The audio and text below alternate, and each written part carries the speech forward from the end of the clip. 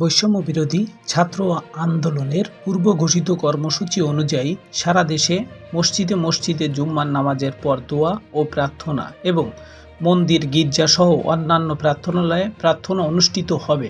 এছাড়াও জুম্মার নামাজের শেষে ছাত্র জনতার গণমিছিল বের হবে। এই কর্মসূচির জন্য রাজধানীর বিভিন্ন এলাকায় পুলিশের পাশাপাশি বিজিবি সদস্যরাও মোতায়েন আছেন।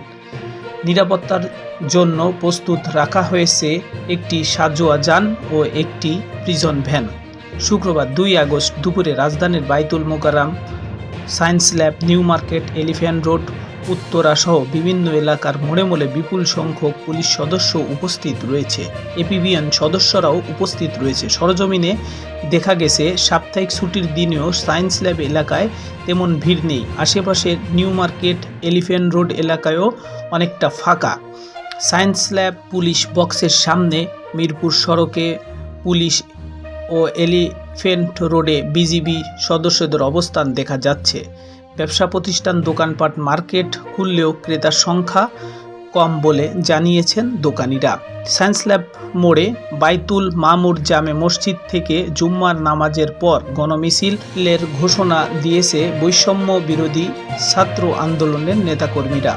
ঢাকা কলেজে, Dhanmondi ideal college, Dhaka city college, বীরশ্রেষ্ঠ মুন্সি আব্দুল রৌফ কলেজ, বীরশ্রেষ্ঠ নূর মোহাম্মদ পাবলিক কলেজ সহ আশেপাশের বিভিন্ন প্রতিষ্ঠানের শিক্ষার্থীরা এই মিছিলে অংশগ্রহণ করবে।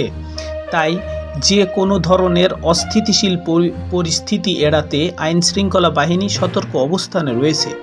উত্তরায় বিএনএস সেন্টারের সামনে দায়িত্ব পালনরত এক পুলিশ কর্মকর্তা জানিয়েছেন, সবকিছু নিরাপত্তার জন্য আমরা এখনও দায়িত্ব পালন করছি। এদিকে বৃহস্পতিবার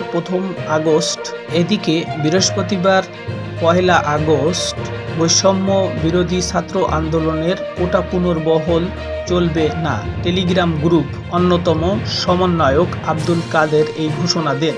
তিনি শ্রমিক, পেশাজীবী, সংস্কৃতি কর্মী, গণমাধ্যম কর্মী, মানবতা কর্মী, বুদ্ধিজীবী ও আলেম ওলামা সহ বাংলাদেশের সর্বস্তরের নাগরিকদের আগামী দিনের প্রার্থনা ও ছাত্র জনতার গণমিছিল কর্মসূচি সফল করার আহ্বান জানান। জাতির এই ক্লান্তিরঙ্গে চুপ থাকবেন না। মসজিদে মিম্বর থেকে প্রতিবাদের ঘোষণা দিন। মাদ্রাসার শিক্ষক ও ছাত্রদের প্রতি আহ্বান জানাচ্ছি, আপনারা জাতির দুর্দিনের কাণ্ডারি। এই দুঃসময়ে ঘরে বসে না থেকে গণহত্যা ও গণগ্রেপ্তারের প্রতিবাদে এবং 9 দফা আদায়ের দাবিতে বাদ জুমা মসজিদ ও মাদ্রাসা থেকে ছাত্র জনতার গণমিছিল বের করুন।